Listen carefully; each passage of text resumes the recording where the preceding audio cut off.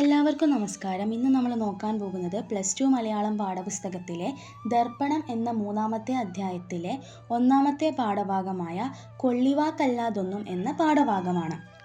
18-ാം നൂറ്റാണ്ടിലെ പ്രമുഖ ഭാഷാ കവിയാണ് കുഞ്ചൻ നമ്പ്യാർ. പ്രതിഭാസമ്പന്നനായ കവി എന്നതിലുപരി ഓട്ടംതുള്ളലിൻ്റെ ഉപജ്ഞാതാവ് കൂടിയാണ് അദ്ദേഹം. ഒരു മുഖവുര പോലും വേണ്ടാതീനം പരിചിതനാണ് ഇദ്ദേഹം. സാമൂഹ്യ വിമർശനം, ലളിതമായ ഭാഷാശൈലി എന്നിവയെല്ലാം നമുക്ക് ഈ പാഠഭാഗത്തിൽ കാണാം. നമ്പ്യാർ കവിതകളുടെ എല്ലാ പ്രത്യേകതകളും കാണുന്ന ഒരു പാഠഭാഗമാണ് ഇത്. പതിവ് ഹാസ്യരീതി നിലനിർത്തുമ്പോൾ തന്നെ സ്ത്രീ ജീവിതത്തിൻ്റെ നിസ്സഹായ അവസ്ഥയും ദയനീയവുമായ വശം കൂടി ഇദ്ദേഹം ഇവിടെ അവതരിപ്പിക്കുന്നുണ്ട്.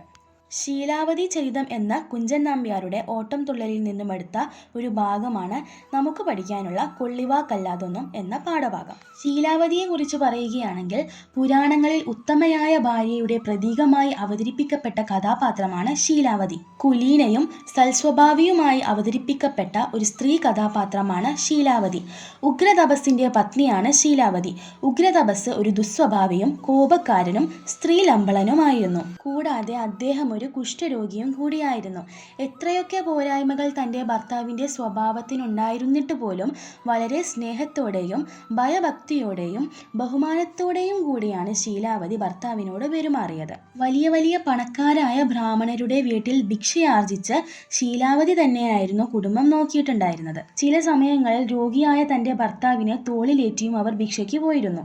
ചില സമയങ്ങളിൽ കുഷ്ഠരോഗിയായിരുന്ന ഉഗ്രതപസ് ഭക്ഷണം കഴിച്ചു കഴിഞ്ഞാൽ അദ്ദേഹത്തിൻ്റെ മാംസവും രക്തവും ചിലപ്പോൾ വിരലുകൾ തന്നെ ആ ഭക്ഷണത്തിൽ ഊർന്നു വീഴാറുണ്ടായിരുന്നു. ആ ഭക്ഷണം പോലും കഴിച്ച് സംതൃപ്തി നേടിയ ഭാര്യയായിരുന്നു ശീലാവതി. എന്നാൽ ഉഗ്രതപസ്സിന് ശീലാവതിയെ എപ്പോഴും കുറ്റം പറയാൻ മാത്രമേ സമയമുണ്ടായിരുന്നുള്ളൂ. ഇങ്ങനെയുള്ള ഉഗ്രതപസ്സിനെ എത്ര ചികിത്സിച്ചിട്ടും അയാളുടെ രോഗത്തിനും ഒരു ശമനം ഉണ്ടാവുന്നില്ല, അയാളുടെ സ്വഭാവത്തിനും ഒരു മാറ്റവും ഉണ്ടായിരുന്നില്ല. ഭർത്താവിനെ കുറിച്ചുള്ള ശീലാവതിയുടെ പരിഭവങ്ങളാണ് കാവ്യഭാഗം. ഇനി നമുക്ക് പാഠഭാഗത്തിലേക്ക് കടക്കാം.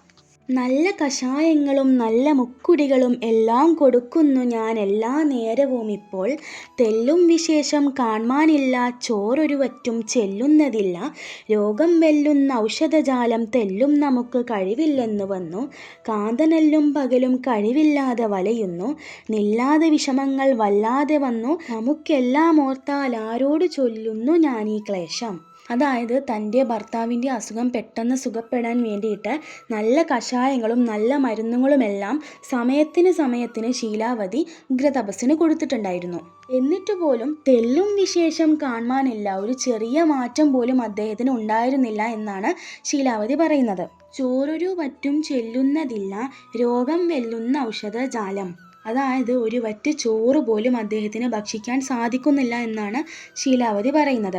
മാത്രമല്ല ഔഷധത്തേക്കാൾ ശക്തിയുള്ളതായിരുന്നു രോഗത്തിൻ്റെ മൂർച്ച എന്നാണ് ശീലാവതി പറയുന്നത്. ഇത്രയൊക്കെ തന്നെ മരുന്നുകൾ സമയത്തിന് ശീലാവതി അവരുടെ ഭർത്താവിന് കൊടുത്തിട്ടും ഒരു ചെറിയ മാറ്റം പോലും അദ്ദേഹത്തിൻ്റെ രോഗത്തിന് ഉണ്ടായിരുന്നില്ല എന്നാണ് ശീലാവതി പറയുന്നത്.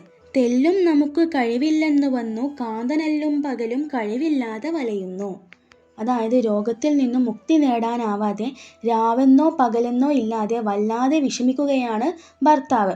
ഒരിക്കലും അവസാനിക്കാത്ത വിധം അയാൾക്ക് ബുദ്ധിമുട്ടുകൾ മാത്രമാണ് ഉള്ളത് എന്നാണ് ശീലാവതി പറയുന്നത്.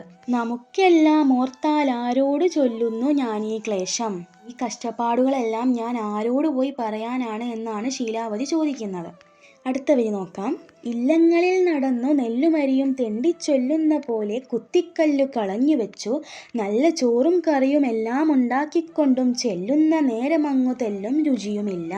അതായത് ഇല്ലങ്ങളിലൊക്കെ തെണ്ടി നടന്നിട്ട് ഒരുപാട് കഷ്ടപ്പെട്ട് നെല്ലും അരിയുമൊക്കെ കൊണ്ടുവന്നിട്ട് അതിലേറെ കഷ്ടപ്പെട്ട് നെല്ല് കുത്തിയ നല്ല ചോറും കറിയും എല്ലാം ഉണ്ടാക്കി അവരവരുടെ ഭർത്താവിന് കൊടുക്കുമ്പോൾ അതിനൊരു രുചിയുമില്ല എന്നാണ് ഭർത്താവ് പറയുന്നത്. കൊല്ലുന്നതിനേക്കാളും ശല്യമായിട്ടുള്ളൊരു കൊള്ളിവാക്കല്ലാതൊന്നും ചൊല്ലുകയില്ല അദ്ദേഹം.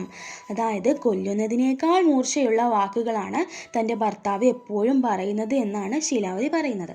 ഇനി നമുക്ക് അടുത്ത വരി നോക്കാം.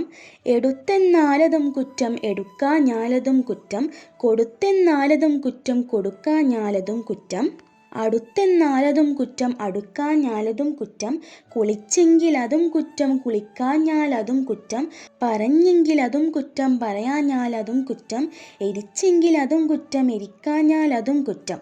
അതായത് ശീലാവതി എന്തെങ്കിലും എടുത്താലും കുറ്റം, എടുത്തിട്ടില്ലെങ്കിലും കുറ്റം, കൊടുത്താലും കുറ്റം, കൊടുത്തിട്ടില്ലെങ്കിലും കുറ്റം, അടുത്ത് ചെന്നാലും കുറ്റം, അടുത്ത് ചെന്നിട്ടില്ലെങ്കിലും കുറ്റം, കുളിച്ചാലും കുറ്റം, കുളിച്ചിട്ടില്ലെങ്കിലും കുറ്റം, പറഞ്ഞാലും കുറ്റം, പറഞ്ഞിട്ടില്ലെങ്കിലും കുറ്റം.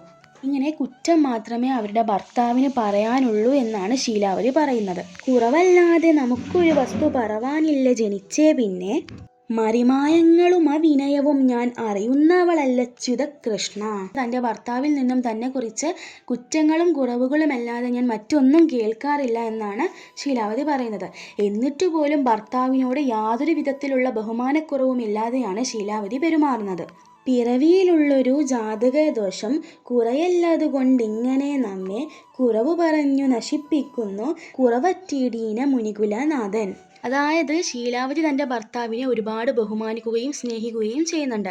എന്നിട്ടും തനിക്ക് കുറ്റങ്ങളും കുറവുകളും കേൾക്കേണ്ടി വരുന്നത് തൻ്റെ ജാതകദോഷമാണെന്നും അതിനെ ഒരിക്കലും മാറ്റാൻ കഴിയുകയുമില്ല എന്നാണ് ശീലാവതി പറയുന്നത്. തന്നേക്കാൾ ഒരുപാട് കുറവുകളുള്ള ഉഗ്രതപസ് അത് കാണാതെ ശീലാവതിയെ കുറ്റങ്ങളാൽ നിറക്കുകയാണ് എന്നാണ് ശീലാവതി പറയാതെ പറയുന്നത്. വളരെ എളുപ്പമുള്ള ആശയമാണ് നമ്മൾ ഈ പാഠഭാഗത്തിൻ്റേത് പറഞ്ഞിട്ടുള്ളത്. എല്ലാവർക്കും ഇഷ്ടപ്പെട്ടാൽ ലൈക്ക് ചെയ്യാനും സബ്സ്ക്രൈബ് ചെയ്യാനും നിങ്ങളുടെ ഫ്രണ്ട്സിനൊക്കെ മാക്സിമം ഷെയർ ചെയ്യാനും മറക്കരുത് കേട്ടോ. അപ്പോൾ ഇത്രയേ ഉള്ളൂ പാഠഭാഗം. എല്ലാവർക്കും മനസ്സിലായെന്ന് വിചാരിക്കുന്നു. നന്ദി.